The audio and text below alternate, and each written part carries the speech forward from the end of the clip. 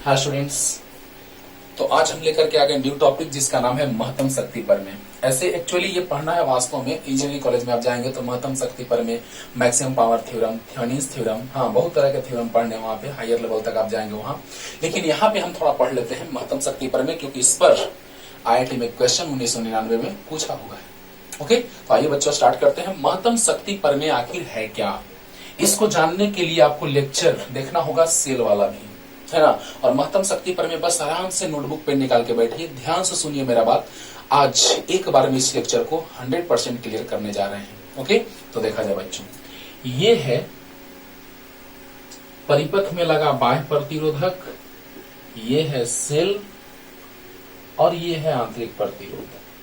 Cell और आंतरिक प्रतिरोध आर। इस परिपथ को हम ऐसे भी बनाते हैं, बाह्य प्रतिरोध आर है, धारा का प्रवाह आई हो रहा है, धारा का प्रवाह बैटरी के धन टर्मिनल से ऋण टर्मिनल की ओर होता है कि नहीं होता है, होता है। अब देखिए बच्चों, इसको हम ऐसे भी बनाते हैं,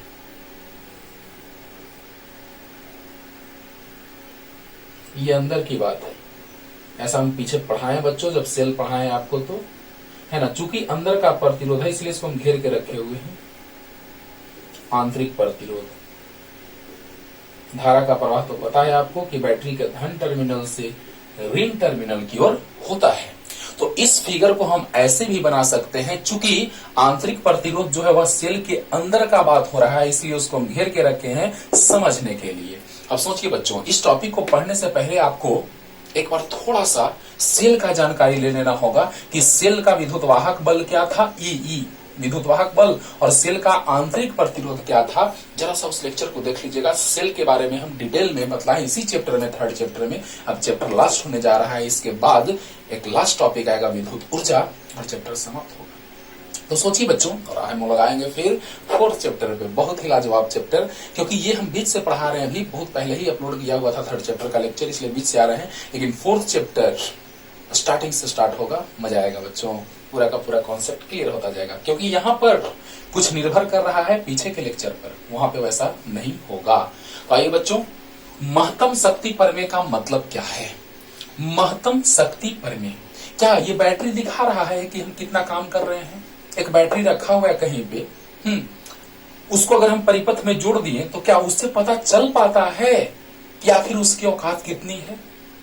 नहीं। कब कब पता चलता है, जब हम बाहर कोई प्रतिरोध लगाते हैं तब, जब हम पंखा लगाते हैं, बल्ब लगाते हैं, अगर बल्ब बहुत ज्यादा ग्लो कर रहा है, वाह बहुत अच्छा शक्ति है इसका, है ना।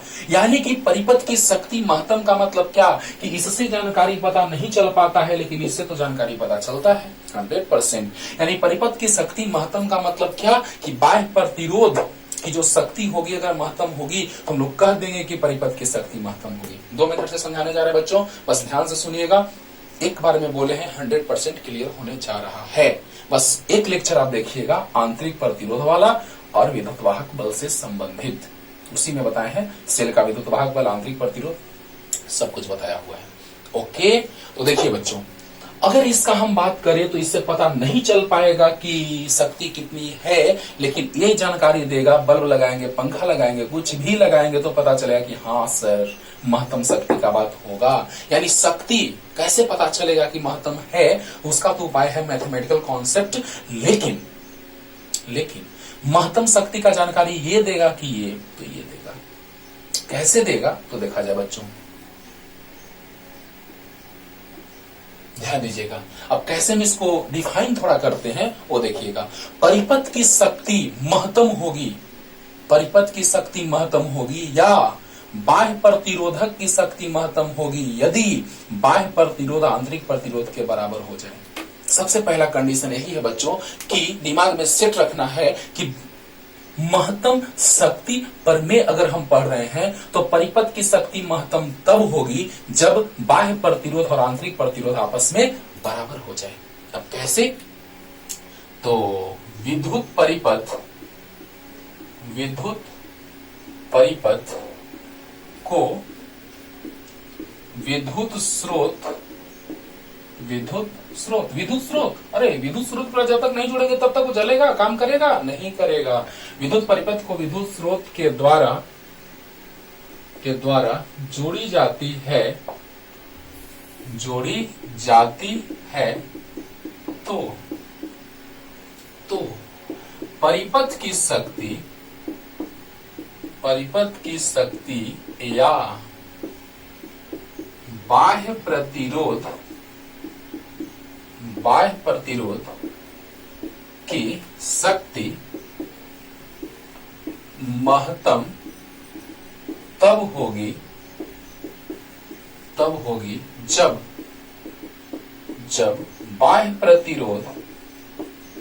जब बाह्य प्रतिरोध तथा आंतरिक प्रतिरोध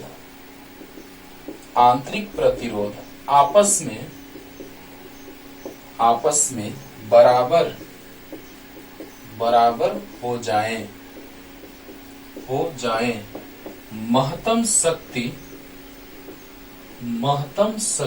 प्रमेय कहलाता है।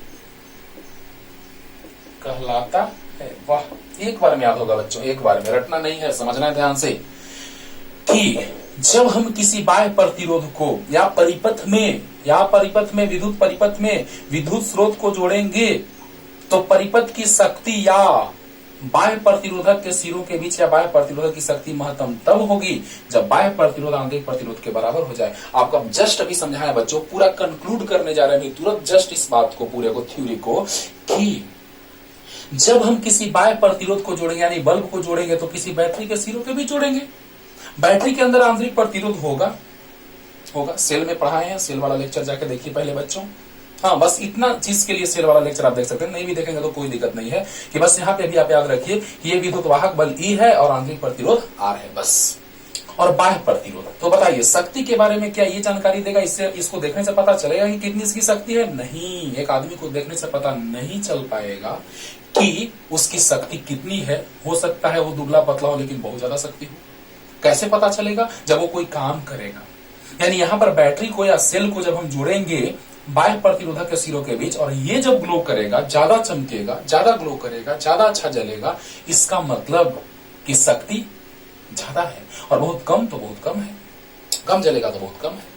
इसका मतलब ये कि जब हम बाह्य इस परिपथ में अगर हम इस विद्युत स्रोत को जोड़ दें तो परिपथ की शक्ति महत्तम होना मतलब इसके सिरों के बीच का शक्ति महत्तम होना, यानी इसकी शक्ति महत्तम होना। इसका शक्ति महत्तम कब होगा? जब बाह्य प्रतिरोध आंतरिक प्रतिरोध के बराबर हो जाए। ये कहा गया है, लेकिन कैसे? प्रूफ के साथ 2 मेथड से सिखलाने जा रहे हैं बच्चों। अब देखिए, यही तो लिखा है थ्योरी में कि विद्युत परिपथ को विद्युत स्रोत के द्वारा, परिपथ में स्रोत जोड़ दिए विद्युत परिपथ को विद्युत स्रोत के द्वारा जोड़ी जाती है तो परिपथ की शक्ति या बाह्य प्रतिरोधक की शक्ति महत्तम तब होगी जब बाह्य प्रतिरोध तथा आंतरिक प्रतिरोध आपस में बराबर हो जाएं। महत्तम शक्ति प्रमेय कहलाता है।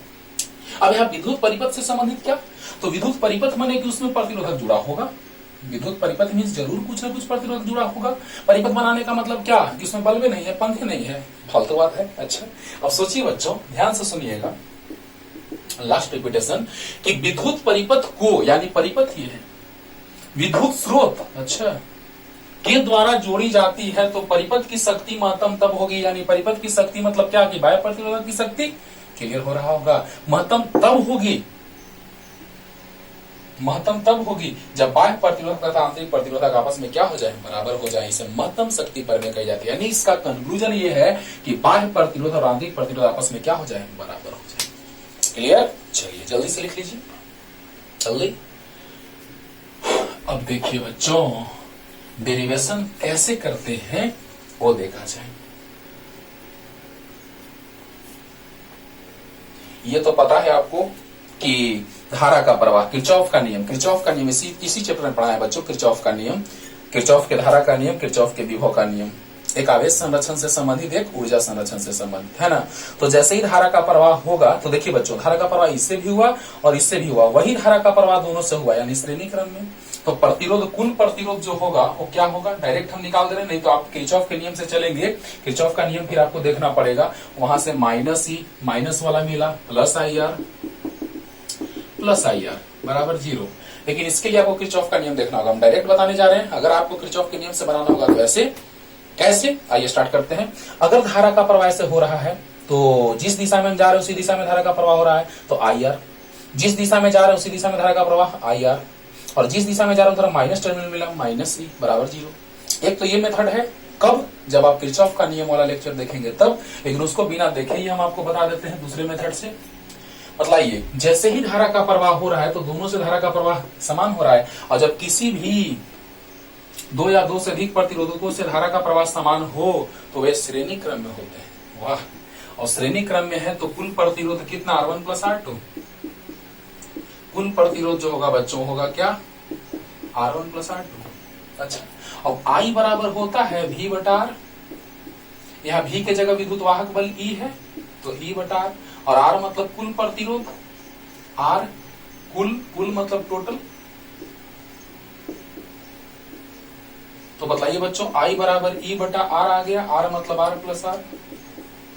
क्या बात है, डायरेक्ट निकल गया भाई, डायरेक्ट। अब आप बताइए बच्चों, ओम के नियम से क्या होता है? V बराबर IR होता है, तो I बराबर V बटा R होता है, लेकिन यहाँ पर कुल प्रतिरोध जो है R प्लस R है, तो I बराबर V बटा R, V के जगह विद्युत वाहक बल E, और R टोटल मतलब क्या? R टोटल मतलब क्या? तो R प्लस R। क्लियर हो गया होगा 100%। अच्छा, I बराबर हो गया E बटा R, last repetition. R total R plus R, सही बात है, श्रेणी क्रम में दोनों है। और I जो होता है E बटा R यानी V बटा R, तो V के जगह E है और R कुल के जगह कितना? R प्लस R है। क्लियर हो गया? यस। तो जल्दी यहां तक पहले आइए बच्चों। अब देखिए, परिपथ की शक्ति महत्तम होना मतलब कि बाह्य प्रतिरोधक के सिरों के बीच का शक्ति महत्तम होना, क्योंकि ये थोड़े बतला रहा है, ये थोड़े दिखला रहा है कि हम कितना जल रहे हैं। बैटरी दिखलाएगा कि हम कितना जल रहे हैं? नहीं, जल रहे हैं मतलब और जलना नहीं, जल रहे हैं मतलब क्या? कि ग्लो कर रहे हैं, चमक रहे हैं, ये बतलाएगा कितना ग्लो कर रहा है या कितना फैन स्पीड में चल रहा है, ये सारा बात। अब सोचिए बच्चों कि महत्तम शक्ति का बात करेंगे तो शक्ति जो होगा वो कितना आएगा? शक्ति बराबर I स्क्वायर R। कौन R? बाह्य प्रतिरोध। बाह्य प्रतिरोध क्या? आंतरिक प्रतिरोध। बाह्य प्रतिरोध क्यों? इसलिए कि बाह्य प्रतिरोध का अगर बात किया जाए तो इसी के सिरों के बीच में शक्ति महत्तम होगा। ये बतलाएगा नहीं, बार बार ये रिपीट कर रहे हैं बच्चों कि ये बतलाएगा कि कितना शक्ति है परिपथ का। अच्छा, तो I square into R। Confusing बात, लेकिन एक बार में क्लियर होगा कि ये नहीं बतलाएगा कि शक्ति कितनी है, ये बतलाएगा शक्ति कितनी है। तो इसी से सीखते हैं कि महत्तम कितनी है। अच्छा, तो बताइए बच्चों, शक्ति बराबर P बराबर I स्क्वायर R, तो P बराबर I स्क्वायर, I अभी लाए थे बच्चों, I लाए थे E बटा में R प्लस R, यानी इसका स्क्वायर इंटू R। तो P बराबर आ गया बच्चों E स्क्वायर R बटा R प्लस R का होल स्क्वायर। आ गया महत्तम शक्ति आ गया, लेकिन महत्तम अभी नहीं आया बच्चों, शक्ति आ गया। वाह रे वाह। अब महत्तम का कंडीशन क्या? सोचिएगा, दो मेथड से यहां से बतलाने जा रहे हैं। पहला मेथड ये कि जैसे ही महत्तम न्यूनतम का बात करते हैं तो हम लोग का 12th का स्टैंडर्ड ये कहता है कि महत्तम न्यूनतम देखो और अवकलन या समाकलन पे आ जाओ। और आपको पता है कि फलन के महत्तम मान के लिए प्रथम कोटि का अवकलज 0 होता है और द्वितीय कोटि का अवकलज 0 से छोटा होता है। ये भी लेक्चर हम अपलोड कर रखे हैं। कहाँ? तो बेसिक मैथमेटिकल कॉन्सेप्ट में, मूल गणितीय अवधारणाएं में, है ना बच्चों। तो वहां से महत्तम और न्यूनतम का कॉन्सेप्ट देखिएगा। पूरा बेसिक मैथमेटिक्स तो पहले देख ही लो बच्चों। तो चलिए, शक्ति महत्तम कब होगी ये हम सीखने जा रहे हैं, लेकिन पहले शक्ति निकालेंगे तब ना महत्तम का बात करेंगे। हाँ, तो बतलाइए, I स्क्वायर R का बात करेंगे तो शक्ति महत्तम का बात आ जाएगा, लेकिन पहले शक्ति आएगा। तो P बराबर I square R, I square into R। तो बतलाइए बच्चों, E स्क्वायर बटा R प्लस R का होल स्क्वायर इंटू R। ये शक्ति आ गया। अब महत्तम न्यूनतम का बात कैसे? तो देखिएगा, ध्यान से देखिएगा। जो बैटरी है, जो सेल है, उसका विद्युत वाहक बल और उसका आंतरिक प्रतिरोध तो नहीं बदलेगा, नियत रहेगा, वही रहेगा। वही बैटरी तो उसका विद्युत वाहक बल और प्रतिरोध वही, लेकिन हम इसको बदल सकते हैं। हो सकता है पंखा है, हो सकता है बल्ब है। ध्यान से सुनना बच्चों इस बात को। सेल है, उसका आंतरिक प्रतिरोध और विद्युत वाहक बल तो वही रहेगा, लेकिन बाह्य प्रतिरोध का बात करें तो बल्ब लगाओ, पंखा लगाओ, कुछ भी लगा सकते हो, लगा सकते हो। सोचो बच्चों, यानी यहाँ पर R बदलने वाला है, बड़ा R, लेकिन छोटा R और विद्युत वाहक बल बदलने वाला नहीं है। वाह रे वाह। तो बताइए बच्चों कि P हलन है किसका? फलन है R का। पहला मेथड है बच्चों। दूसरे मेथड से तुरंत बतलाने जा रहे हैं। यहां से स्टार्ट होता है फर्स्ट मेथड। First method. तो P फलन है R का, इसलिए P के महत्तम मान के लिए, P के महत्तम मान के लिए dp/dr बराबर 0। प्रथम कोटि का अवकलज 0। प्लीज बच्चों मूल गणितीय धारणाएं में जाकर देखिए, महत्तम न्यूनतम का हम एक लेक्चर अपलोड कर रखे हैं, उसको देखिएगा, क्लियर हो जाएगा। और आपको जरूरी है 12th क्लास में, तो बहुत जरूरी है बच्चों। तो P फलन है R का, P फलन है R का, क्योंकि R बदल सकता है लेकिन E और R स्मॉल r नहीं बदल सकता है। तो P फलन है R का, इसलिए P के महत्तम मान के लिए dp/dr 0। हाँ, Y अगर फलन है X का, तो Y के महत्तम मान के लिए dy/dx 0। ऐसे करके वहां पे बताए हुए बच्चों, प्लीज उस लेक्चर को जरूर देखिएगा, नहीं तो अगर क्लियर है तो कोई दिक्कत नहीं है ना। फलन के महत्तम मान के लिए अगर फलन एक दूसरे पर, अगर कोई फलन, हाँ, कोई चर राशि किसी दूसरे चर राशि पर निर्भर करता है, तो उसका महत्तम मान तब होता है जब प्रथम कोटि का अवकलज 0 होता है। चलिए यहां तक आ जाइए बच्चों, जल्दी से। ये नहीं लिखिए, जल्दी लिखिए बच्चों, जल्दी हो गया। अब देखिए,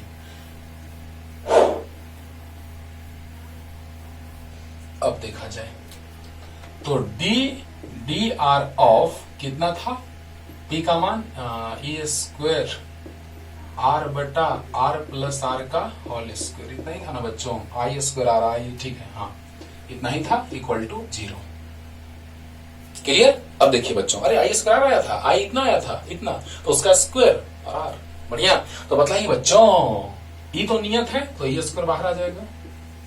अब देखिए तो u/v पर है अवकलन, अरे वाह। और फलन के महत्तम या न्यूनतम मान के लिए dy/dx बराबर 0, तो dp/dr बराबर 0। एक और मेथड बतला रहे हैं, सबसे आसान वाला। हाँ, अब देखिए ई स्क्वायर बाहर आ गया, तो r बटा इतना, यानी कि u/v, तो v से गुना u/v का अवकलन बच्चों, सारा बात बेसिक मैथमेटिकल कॉन्सेप्ट में बतलाया हुआ है। v से गुना u का अवकलन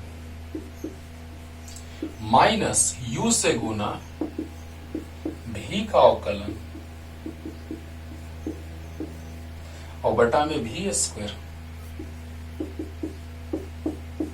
देखिए बच्चों, परिपथ की शक्ति महत्तम तब होगी जब आंतरिक प्रतिरोध और बाह्य प्रतिरोध आपस में क्या हो जाए, बराबर हो जाए। वही सिद्ध करने जा रहे, कैसे। ई स्क्वायर बाहर आ गया बच्चों, आया, ई स्क्वायर बाहर आ गया, r बटा r प्लस r का होल स्क्वायर हो गया, v से गुना u का अवकलन माइनस u से गुना v का अवकलन बटा v स्क्वायर। अच्छा, इस स्क्वायर है उसका स्क्वायर है बच्चों, बोलो। v से गुना u का अवकलन माइनस u से गुना v का अवकलन बटा v स्क्वायर। अच्छा, अब बताइए, इससे 0 में इससे गुना होगा तो 0 हो जाएगा, बटा में ये होगा 0 हो जाएगा, यानी समाप्त। तो r प्लस r का होल स्क्वायर इंटू r का अवकलन r के सापेक्ष 1 माइनस r। अब याद कीजिए बच्चों, इसको आसानी के लिए आप होल स्क्वायर तोड़ सकते हैं ताकि आसानी से अवकलन आप कर लें। a square plus b square plus 2ab, ऐसे हम डायरेक्ट कर सकते थे अवकलन, पावर से गुना पावर माइनस 1 डायरेक्ट आ जाता, लेकिन आपको ज्यादा समझने के लिए ऐसा किया। अब देखिए, इससे 0 में गुना होगा बच्चों और इससे भाग होगा, 0 खत्म। तो r प्लस r का होल स्क्वायर माइनस r। अब देखिए क्या, r स्क्वायर का अवकलन r के सापेक्ष 2r, पावर से गुना पावर माइनस 1, और ये कांस्टेंट है, कांस्टेंट का अवकलन 0 प्लस 2 और कांस्टेंट बाहर, और r का अवकलन 1। समझ में आया होगा बच्चों, जल्दी बोलो, नहीं आया होगा तो एक बार ध्यान से देखो। r स्क्वायर, r परिवर्तित होने वाला r है, बाह्य प्रतिरोध, तो r स्क्वायर का अवकलन 2r, कांस्टेंट आंतरिक प्रतिरोध नियत 0। अभी जस्ट पीछे बोले हैं कि सेल का विद्युत वाहक बल और आंतरिक प्रतिरोध नियत होगा, क्योंकि सेल वही है तो नियत होगा। हम वही है तो मेरा हाथ पैर वही है। लेकिन अगर कोई यहाँ पे बदल रहा है, कोई आया एक आदमी उसका, फिर दूसरा आदमी उसका हाथ पैर अलग है, अरे वाह। तो बताइए बच्चों कि यहाँ पर क्या बात हो गया, अवकलन आता है आपको करने, r स्क्वायर का अवकलन 2r, कांस्टेंट का 0, 2 कांस्टेंट बाहर और r का अवकलन 1। तो बताइए बच्चों, r प्लस r का होल स्क्वायर माइनस, दोनों में से 2 बाहर, 2r बाहर, तो r प्लस r बराबर 0। नहीं समझ में आया, r प्लस r का होल स्क्वायर माइनस 2, दोनों में से कॉमन बाहर 2r, r प्लस r। बहुत अच्छा। अब दोनों में क्या कॉमन है बच्चों, देखो तो जरा सा जल्दी। हो गया यहाँ तक, पॉज करके लिख लीजिएगा।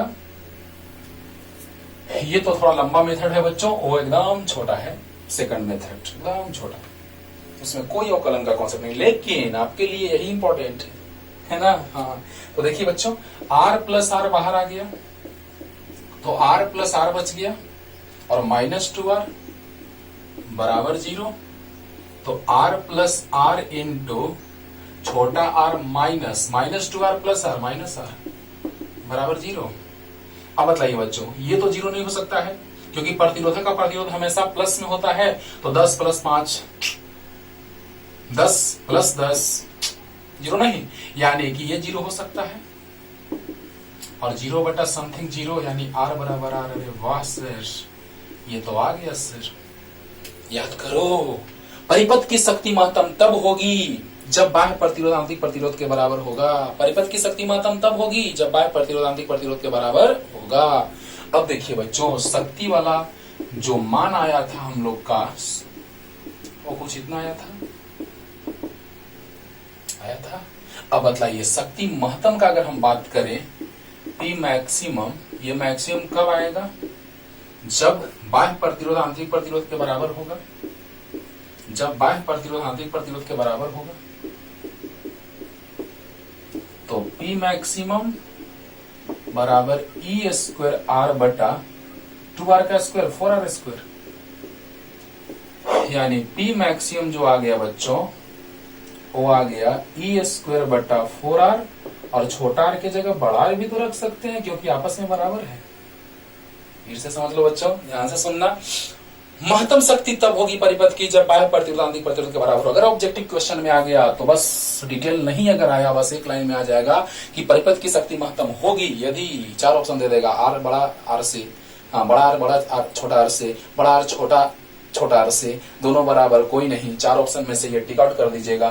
तो P जो आया था E स्क्वायर R बटा R प्लस R का होल स्क्वायर, बड़ा R छोटा r के बराबर होगा तो शक्ति महत्तम होगी। तो E स्क्वायर R बटा 2R का स्क्वायर 4R स्क्वायर हो गया, R से R कट गया, E स्क्वायर बाई 4 छोटा r, और छोटा r की जगह बड़ा रख सकते हैं। वाह, ये हो गया महत्तम शक्ति का सूत्र। अब देखिए बच्चों, इस पे आसान क्वेश्चन क्या बनता है, इसे सेकंड मेथड पे हम आ रहे हैं, लेकिन आसान क्वेश्चन क्या बनता है, विद्युत वाहक बल दे देगा, आंतरिक प्रतिरोध दे देगा तो महत्तम शक्ति निकल जाएगा। विद्युत वाहक बल दे देगा, बाह्य प्रतिरोध दे देगा तो महत्तम शक्ति निकल जाएगा। कोई जान नहीं है क्वेश्चन में, लेकिन IIT में कैसे पूछा था वो दिखलाते हैं। 1999 में क्या पूछा था बच्चों, लेकिन सेकंड मेथड पहले बतलाने जा रहे हैं। जल्दी से इतना लिखिए बच्चों, जल्दी। अब देखिए,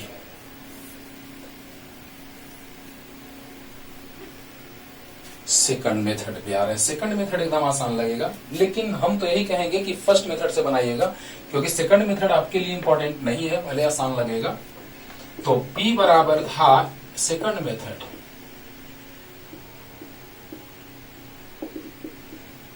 E स्क्वायर R बटा R प्लस R का होल स्क्वायर। देखिए बच्चों, महत्तम या न्यूनतम का बात हम दो तरह से करते हैं। जब भी हम पढ़ाते हैं महत्तम न्यूनतम तो दो तरह से बच्चों को सिखलाते हैं, जैसे आप लोगों को ही। एक तो ये कि अगर हर में न्यूनतम होगा तो ये महत्तम होगा, और एक अवकलन करके। दो मेथड, कभी दिक्कत नहीं होगा। जैसे ही महत्तम न्यूनतम का बात है, दिमाग में दो चीज सोचना, या तो हर न्यूनतम तो ये महत्तम, या तो dy बाई dx बराबर 0। याद रखना बच्चों। तो वही चीज हम लोग सोचने जा रहे हैं कि अच्छा, एक और तरीका हो सकता है सर कि P बराबर E स्क्वायर R बटा A प्लस बी का होल स्क्वायर, तो A माइनस बी का होल स्क्वायर प्लस 4AB। ये सूत्र याद है कि याद दिलवाए, याद दिलाते हैं लोग। A square plus B square minus 2AB plus 4AB। अब बताइए बच्चों, 4 में से 2 गया, 2 बच जाएगा। अब बतलाओ, A square plus B square plus 2AB, तो A प्लस B का होल स्क्वायर आ गया। अब देखिए बच्चों, इसका मान हमको महत्तम चाहिए, यानी इसका मान न्यूनतम होना चाहिए, और किसी भी संख्या का वर्ग चाहे माइनस का वर्ग हो तो भी प्लस आएगा, चाहे प्लस का वर्ग हो तो भी प्लस आएगा। यानी कि सबसे कम ये कब होगा, ये पूरा सबसे कम होगा जब ये वाला सबसे कम होगा, और ये सबसे कम माइनस का स्क्वायर प्लस का स्क्वायर की 0 होगा तो ये सबसे कम हो जाएगा, और जब ये सबसे कम होगा तो ये भी सबसे कम होगा, तो ये सबसे ज्यादा होगा। वाह, क्या बात है, समझ में आया बच्चों? आ रहा होगा। देखो बच्चे, इसे थोड़ा सा सोचना है, ज्यादा नहीं, कि P बराबर है ई स्क्वायर आर बटा आर प्लस आर का होल स्क्वायर को लिख सकते हैं आर माइनस आर का whole square plus 4r into R. अब बतलाइए कि इसका मान अगर हमको न्यूनतम कर देना है तो इसका मान महत्तम हो जाएगा, हो जाएगा। यानी P महत्तम तब होगा जब ये न्यूनतम होगा, और ये न्यूनतम तब होगा जब ये 0 होगा। तो P महत्तम तब होगा जब r माइनस आर का होल स्क्वायर प्लस 4r न्यूनतम होगा। क्या बच्चों क्लियर हो रहा है ना? न्यूनतम होगा, ये न्यूनतम होगा तो ये महत्तम होगा। अरे अरे अरे 1/10 1/1,00,000। तो बताइए बच्चों, 1 लाख से भाग देंगे तो कम होगा, 10 से भाग देंगे तो ज्यादा होगा। अरे वाह। तो बताइए बच्चों कि इसका मान न्यूनतम तो इसका मान महत्तम। अब इसका मान न्यूनतम कब होगा? जब इसका मान 0 होगा। जल्दी बोलो। यानी कि इसका मान न्यूनतम कब होगा?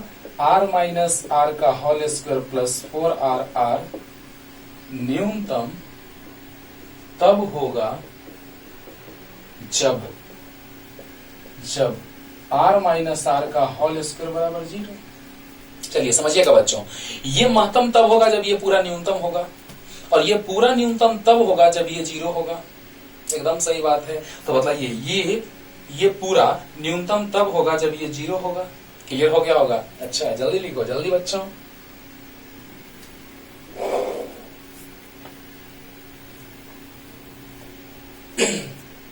अब देखिए, हम लोग अभी आया कितना था? ई स्क्वायर आर बटा आर माइनस आर का whole square plus 4r into R, इतना ही ना आया था। लेकिन ये 0 होना चाहिए। तो बताइए, स्क्वायर उधर जाएगा तो 0 का रूट 0, यानी r बराबर। अरे वाह सर, आ गया सर।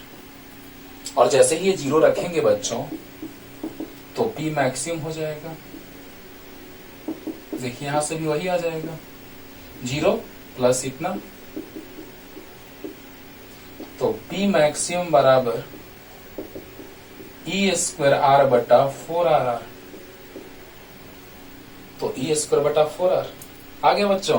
तो P मैक्सिमम जो आ गया वो आ गया ई स्क्वायर बटा 4r, और छोटा r की जगह बड़ा r भी रख सकते हैं। आ गया। तो बताइए बच्चों, यहां से हमको पता चला कि शक्ति जो होगी परिपथ की वह महत्तम होगी, यानी बाह्य प्रतिरोधक की शक्ति महत्तम होगी। परिपथ की शक्ति मतलब बाह्य प्रतिरोध की शक्ति महत्तम होगी यदि बाह्य प्रतिरोधक का प्रतिरोध और आंतरिक प्रतिरोध के प्रतिरोध के बराबर हो जाए। यानी बाह्य प्रतिरोध और आंतरिक प्रतिरोध शॉर्ट में कहा जाए तो आपस में बराबर होना चाहिए। क्लियर हो गया होगा? क्लियर हुआ बच्चों? तो इस तरह से थ्योरी का बात हुआ, लेकिन अभी तुरंत हम क्वेश्चन लेके आ रहे हैं। देखिए बच्चों, क्वेश्चन लेके आ गए IIT 1999 का, लेकिन इसमें एक कॉन्सेप्ट है जो संतुलित व्हीटस्टोन ब्रिज का कॉन्सेप्ट है।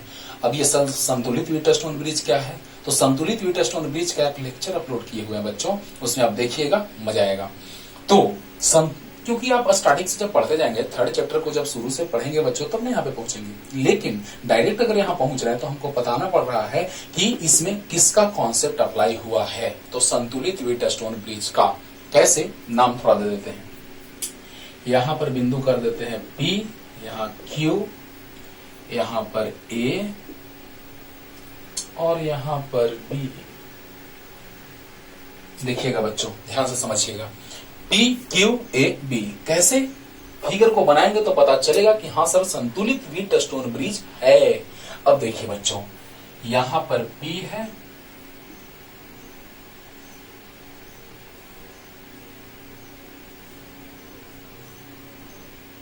यहां पर Q है, यहां पर A है और यहां B है। कुछ देखिएगा इस तरह का नजारा दिखाई देगा थोड़ा देर में। संतुलित व्हीटस्टोन ब्रिज, जब आप इस चैप्टर को शुरू से पढ़ते आएंगे बच्चों तो आपको यह नजारा दिखाई देगा। विद्युत वाहक बल E है और आंतरिक प्रतिरोध 4 ओम है। आंतरिक प्रतिरोध 4 ओम है, यानी कि छोटा दिया है। बढ़िया। अब देखिए बच्चों, A और P के बीच R है, A और P के बीच R है। ए और क्यू के बीच श्रेणी क्रम में है are are, R1 plus R2 श्रेणी क्रम में प्रतिरोधकों का समूहन R1 प्लस R2 2R, तो ए और क्यू के बीच 2R। अब देखिए बच्चों पी और बी के बीच 2R, अरे बोलो पी और बी के बीच आर और आर श्रेणी क्रम में 2R, R1 प्लस R2 श्रेणी क्रम समूहन। अच्छा अब देखिए बच्चों क्यू और बी के बीच 4R और P और Q के बीच 6R। अब देखिए बच्चों हम क्या कह रहे थे अभी तुरंत, अगर संतुलित विटाशून्य बीज का लेक्चर आप नहीं भी देखेंगे तो आपको अभी क्लियर कर देते हैं। ध्यान दीजिए कैसे, अगर इसका गुणनफल इसके बराबर हो जाए, सब कुछ सिद्ध किए हैं जाके, अगर आपको डिटेल सीखना है तो वहां देखिएगा कि संतुलित विटाशून्य बीज में हम क्या बतलाए हैं। ओके, कि अगर इस दोनों का गुणनफल इसके बराबर हो जाए गुणनफल के, तो बीच वाले प्रतिरोध से धारा का प्रवाह नहीं होता है और उसको हटा देते हैं परिपथ से। डिटेल सीखना है तो संतुलित विटाशून्य बीज का लेक्चर देखिए, नहीं तो अगर आपको यहाँ पे सीखना है अभी शॉर्ट में तो ऐसे सीखिए कि इसका गुणनफल अगर करें तो r गुना 4r मतलब 4r स्क्वायर और 2r इंटू 2r तो 4r स्क्वायर। बढ़िया, तो बताइए बच्चों इसका गुणनफल इसके गुणनफल के बराबर आ गया, यानी बीच वाले प्रतिरोध को हम परिपथ से हटा देंगे। ऐसे आप पहले ये बनाइएगा तब मिटाइएगा। अरे वाह, बोलो बच्चों क्लियर हुआ। अगर इसका गुणनफल इसके बराबर हो जाए तो इससे धारा का प्रवाह नहीं होता है, और धारा का प्रवाह जब नहीं होता है तो उस प्रतिरोध का कोई मतलब नहीं है। कोड़ दिया वो रास्ता जिस रास्ते से तुम नहीं थे गुजरे, है ना। अब सोचो बच्चों अगर ऐसा है तो देखिए बच्चों क्या है कि अब देखो इसको P को भी हटा दो और Q को भी हटा दो, और देखो क्या है, ये दोनों श्रेणी क्रम में, ये दोनों श्रेणी क्रम में हो गया बच्चों, ये दोनों श्रेणी क्रम, ये दोनों श्रेणी क्रम। पहले ये बनाइए जल्दी से, इसी में बना देते हैं जल्दी से, जल्दी बीच वाला प्रतिरोध को रखेंगे, फिर अगला बार हटा देंगे कि दोनों का गुणनफल दोनों के गुणनफल के बराबर है, संतुलित वीटस्टोन ब्रिज है। अब बतलाइए ये दोनों श्रेणी क्रम में है तो 2R और R 3R, और ये दोनों श्रेणी क्रम में है 2R और 4R 6R 6R। वाह बहुत अच्छा, यहां तक क्लियर हो गया होगा। अब जल्दी बतलाओ बच्चों ये दोनों समांतर क्रम में है तो याद है समांतर क्रम का R1 R2 बटा R1 प्लस R2 प्रतिरोधकों का समूहन। ऐसे नहीं याद है तो भी याद कर लो, ऐसे याद होगा तुमको 10th में ही पढ़े हो बच्चों, और जाके देखिए लेक्चर प्रतिरोधकों का समानांतर क्रम समूहन। तो बोलिए बच्चों R1 R2 बटा R1 प्लस R2 6 या 18R स्क्वायर बटा 9R, 1R से 1R 9 दूना 18 2R, यानी आरपी जो आ गया बच्चों 2R आ गया 2R। पहले इतना बनाइए बच्चों, कोई दिक्कत नहीं। दो प्रतिरोधक समांतर क्रम में रहते हैं तो उसके लिए आपको सोल्व करना कोई टेंशन नहीं है, क्योंकि आपको पता है 10th क्लास में भी आप पढ़े हैं और यहाँ भी हम अपलोड किए हैं वीडियो। प्रतिरोधकों का समांतर क्रम समूहन जिसमें आता है 1/Rp बराबर 1/R1 plus 1/R2 plus 1/R3 plus dot dot dot. अब उसी तरह से दो के लिए अगर हम लेके चले तो 1/R1 प्लस 1/R2, उसी को सोल्व करके डायरेक्ट लिखा जाता है बच्चों RS बराबर RS नहीं RP पैरेलल में समानांतर क्रम में, RP P फॉर पैरेलल, यहाँ P लिखे हैं देखिए। तो RP बराबर R1 R2 by R1 plus R2 R1 R2 by R1 plus R2 solve किया 2R आया। अब बतलाओ बच्चों यहां से ये जब सोल्व किया तो 2R आया, यहां तक जल्दी से लिखिए जल्दी, उसके बाद का फिगर बना देते हैं। तो देखा जाए बच्चों ये आ गया कितना 2R, यानी बतलाइए ये बाह्य प्रतिरोध है और ये आंतरिक प्रतिरोध है। अरे वाह, अब सोचो बच्चों क्या कह रहा है, 4 ओम आंतरिक प्रतिरोध वाले बैटरी को दिए गए चित्र के अनुसार परिपथ में जोड़ दी गई है तो परिपथ की शक्ति महत्तम होगी यदि R निम्न में से ओम में होगा, यानी R निम्न में से ओम में होगा, R का मान निकालना है। अब बताइए बच्चों महत्तम शक्ति का बात किया जाए तो महत्तम शक्ति कब होगी, जब बाह्य प्रतिरोध और आंतरिक प्रतिरोध आपस में बराबर हो जाए। परिपथ की शक्ति महत्तम कब होगी, जब बाह्य प्रतिरोध और आंतरिक प्रतिरोध आपस में बराबर हो जाए। यानी बतलाइए बच्चों R कितना आ गया 2। समझ में आया कि नहीं आया, आ गया होगा।